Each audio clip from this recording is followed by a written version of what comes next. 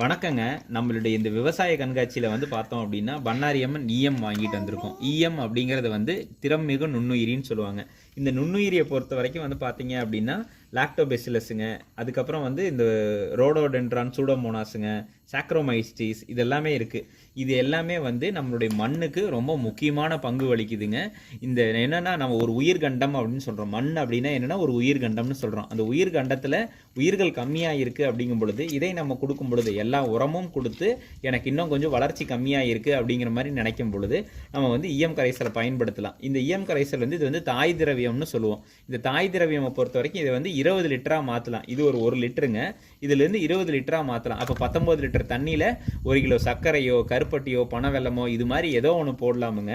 இப்போ நமக்கு வந்து பார்த்தீங்க அப்படின்னா பனம்பழத்திற்கான நேரமுங்க. பனம்பழம் நிறைய விழுகுது. அப்போ இந்த பனம்பழம் விழுகும் பொழுது அந்த பனம்பழத்தை எடுத்து நம்ம பயன்படுத்தும் போது சுயசார்பில் வந்து நீங்கள் வந்து காசு செலவு பண்ண வேண்டாம். உங்கள் தோட்டத்திலிருந்தே இருந்து வரக்கூடிய ஒரு பொருளை வந்து நீங்கள் திருப்பி மேன்மேடு பயன்படுத்தலாம்.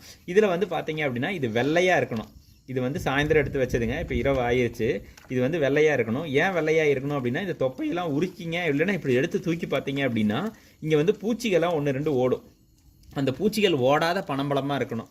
ஏன் அப்படின்னா அது உள்ளே போயிடுச்சுன்னா அது போய் சாப்பிட்டு உணவு நல்லா சாப்பிட்டு ரொம்ப அருமையான உணவு மோந்து பார்த்தீங்கன்னா கமன்னு வாசம் வரும். நமக்கே வந்து பார்த்தீங்க அப்படின்னா ஒரு அருமையான ஒரு வாசம் வரும். அந்த வாசத்தெல்லாம் சாப்பிட்டு முடிச்சுட்டு உள்ள முட்டை வச்சிரும். அப்போ முட்டை வைக்கும்போது இந்த தண்ணியிலையும் அதனுடைய முட்டை போயிடக்கூடாது அப்படிங்கிறதுக்காக இது வந்து அப்போ விழுந்த வந்து பழத்தை வந்து நம்ம வந்து எடுத்துக்கிறது நல்லதுங்க. அப்போ இந்த பழத்தை எடுத்துகிட்டு என்ன பண்ணணும் அப்படின்னா நீங்கள் வந்து இதை வந்து முதல்ல இதை பிரிக்கணும். பாருங்கள், இப்போ பிரித்து பார்க்கும் பொழுது எங்கேயுமே பூச்சி இருக்காது. அப்போ நீங்கள் பிரித்து இது 3 கொட்டை இருக்கு இல்லைங்களா, இது எங்கேயுமே பூச்சி இருக்காது. இது வந்து நார்னு சொல்கிறோம் இல்லைங்களா. நம்ம வந்து இன்றைக்கி வந்து ஆங்கிலத்தில் இது ஃபர்காட்டன் நியூட்ரியன்னு சொல்லுவாங்க. இது வந்து நார் சத்து மிகுந்தது, உணவுக்கு ரொம்ப அருமையானது. பிரித்த உடனே மனம் அப்படியே கமங்குது. கண்டிப்பாக நாக்கில் எச்ச கூட ஊறுதுங்க, சாப்பிடணும்னு தோணுது. இல்லை இது வந்து நுண்ணுயிருக்கான சாப்பாடாக கொடுத்துடலாம் அப்படிங்கிறதுனால நம்ம வந்து இதை பிரித்து என்ன பண்ணுறோம் அப்படின்னா தண்ணிக்குள்ளார கொஞ்சம் நேரம் ஊற வச்சிடலாம். அப்போ தண்ணிக்குள்ளார ஊற வச்சு நீங்கள் வந்து பார்த்தீங்க அப்படின்னா கொஞ்சம் கொலன்னு வரும். பாருங்கள், இது ஏற்கனவே தண்ணிக்குள்ளார நான் ஊற வச்சிருக்கிறேன். ஊற வச்சிருக்கிறத வந்து இப்போ வந்து நல்லா இது வந்து பாருங்கள் புளிஞ்சு எடுக்கும்போது அந்த கை வழியாக நீர் போகுது பார்த்தீங்களா, இந்த இடத்துல நீர் போகுது பார்த்தீங்களா, அப்படி நிறமே வந்து பார்த்தீங்க அப்படின்னா நீர் போகிறது உங்களுக்கு நல்லா தெரியும். பாருங்கள், அது இது பாருங்களேன், இது எல்லாமே வந்து சர்க்கரை தான், இனிப்பு தான், நல்ல இனிப்பு. இது வந்து இயற்கையாக நமக்கு வந்து நம்மளுடைய காட்டிலிருந்தே நமக்கு எடுக்கக்கூடிய ஒரு இனிப்புங்க. அப்போ இந்த இனிப்பை வந்து பச்சையாகவும் சாப்பிட்றவங்க இருப்பாங்க. ஒரு சிலவங்க பித்தம் ஏறும் அப்படின்னு சொல்லுவாங்க. சிலர் வந்து சுட்டு சாப்பிடுவாங்க. இது வந்து மனிதனுக்கு ஒரு நல்ல உணவு. நீங்கள் வந்து ஒரு காலகட்டத்தில் வந்து பார்த்தீங்கன்னா நொங்குலேருந்து வரும். அப்போ வந்து வெயில் காலமாக இருக்கும். அப்போ நொங்கு பழுத்துருச்சு அப்படிங்கும்போது நமக்கு வந்து அடுத்து காத்தடி காலம் வந்துடும். இது வந்து பழம் கிடைக்கும். இங்கே பாருங்கள், இதெல்லாம் அப்படியே பிசுன்னு அப்படியே மனம் கமகமான மனம் அடிக்குதுங்க. நிறமும் பாருங்கள், என்ன நிறம் பாருங்க, பாருங்க தண்ணியெல்லாம் நிறம் பாருங்கள் எவ்வளோ நிறமாக இருக்குது அப்படின்னு. சரிங்களா. அப்போ இது வந்து காத்தடி காலத்தில் வந்து நமக்கு பனம்பழம் நமக்கு உணவு கிடைக்குமுங்க. நுண்ணுயிருக்கும் இது ரொம்ப அருமையான ஒரு உணவு. இந்த உலகத்தில் இனிப்பு பிடிக்காத ஆள் யாராக இருப்பாங்களா? அதே மாதிரி அந்த நுண்ணுயிருக்கும் இது ரொம்ப அருமையான உணவு.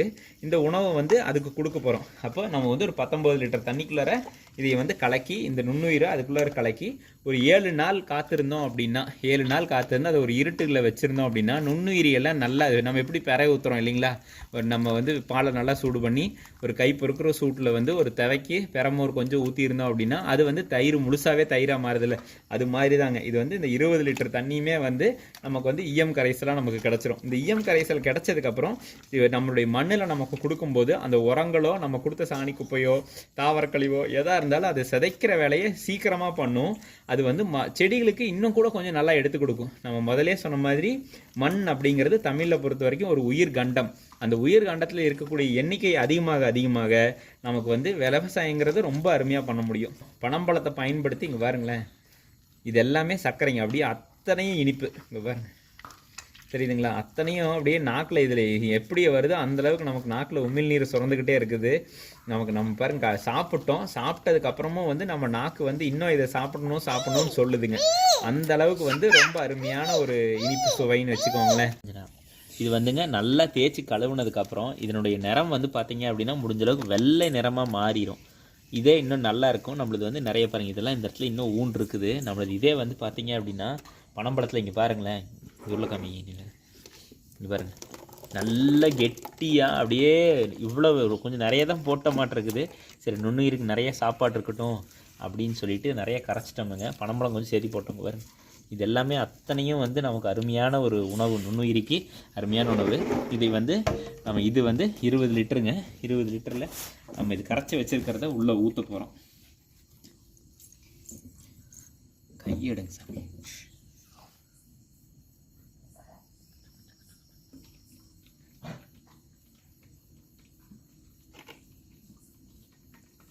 இப்போ வந்து நம்ம இதில் ஊற்றுனதில் வந்து இந்த தாய் திரவத்தை ஊற்ற போகிறோமுங்க. இதை எடுத்துக்கணும். இதை எடுத்துகிட்டு வந்து பார்த்தீங்க அப்படின்னா மோந்து பாருங்கள், ரொம்ப அருமையான ஒரு அந்த நொதிக்கிற வாசம் வந்து ரொம்ப அருமையான வாசம் இருக்கும். இந்த தாய் திரவியத்தில் வந்து பார்த்தீங்கன்னா அந்த நுண்ணுயிர் கரைசல் நிறையா இருக்குங்க.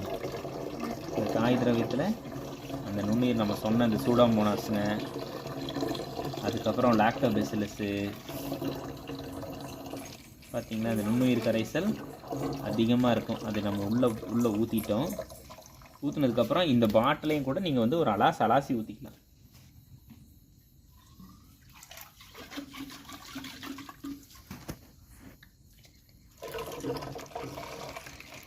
அலாசி உள்ளே ஏதாவது இருக்கா, உள்ளே ஏற்கனவே கொஞ்சம் அதுக்கான நுண்ணுயிருக்கான சர்க்கரை கிக்கரெல்லாம் போட்டு வச்சுருப்பாங்க. அதெல்லாம் வந்து எடுத்துகிட்டு 1க்கு 2 தடவை வந்து உள்ளே இருக்கிற அந்த நுண்ணுயிர் எல்லாத்தையும் வந்து அலாசி ஊற்றிக்கலாம். அலாசி ஊற்றுனதுக்கப்புறம் வந்து நமக்கு மீதி வந்து இது வரைக்கும் ஊற்றுனா தான் 20 லிட்டருங்க. சரிங்களா? அப்போ மீதி வந்து நம்ம வந்து 20 லிட்டர் இப்போ நிறைக்க போகிறோம்.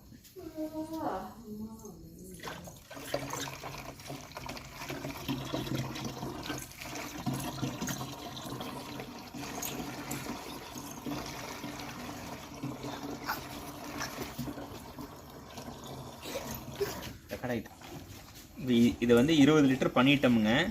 20 லிட்டர் பண்ணதுக்கப்புறம் வந்து பார்த்தீங்க அப்படின்னா மேலே இருக்கிற வரைக்கும் வந்து நம்ம இதிலிருந்து வந்து வரக்கூடிய திரவியத்தை வந்து நம்ம வந்து பாசனத்துக்கோ எல்லாத்துக்குமே வந்து நம்ம வந்து மண்ணுக்கு எல்லாமே அடிக்கலாமுங்க. இதில் வந்து பார்த்தீங்க நல்லா தேய்ச்சி கழுவணும் இல்லைங்களா? கழுவும் போது அங்கே பாருங்கள் கை எல்லாமே அப்படியே எவ்வளவு வெள்ளையாயிருச்சு பாருங்கள். இது நார் சத்துன்னு சொல்கிறோம் இல்லைங்களா? இந்த நாரை போட்டு தேய்ச்சி கழுவுன மாதிரி நெகமெல்லாம் பாருங்கள் எவ்வளோ ஊறி இருக்குதுன்னு பாருங்கள். லேசாக கத்தி பட்டுச்சு, அது கூட பதக்கணும் அறுத்துருச்சு. அந்தளவுக்கு வந்து ரொம்ப ஒரு அருமையான ஒரு இயற்கை செறிவூட்டி அதை வந்து ஒரு 20 லிட்டர் பண்ணியிருக்கிறோம்.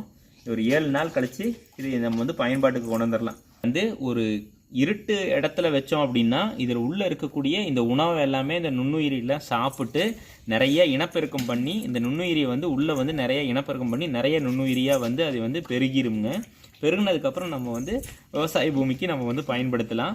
திறமையான நுண்ணுயிரி பயன்படுத்தும் போது நம்மளுடைய உர செலவும் இது நல்லா பெருகினதுக்கப்புறம் நம்ம நீர் மேலாண்மையும் ரொம்ப அருமையாக இருக்கும். மகசூலும் நமக்கு நிறைய பெருகி வருமுங்க. அடுத்த காணொலியில் பார்க்கலாங்களா? நன்றி.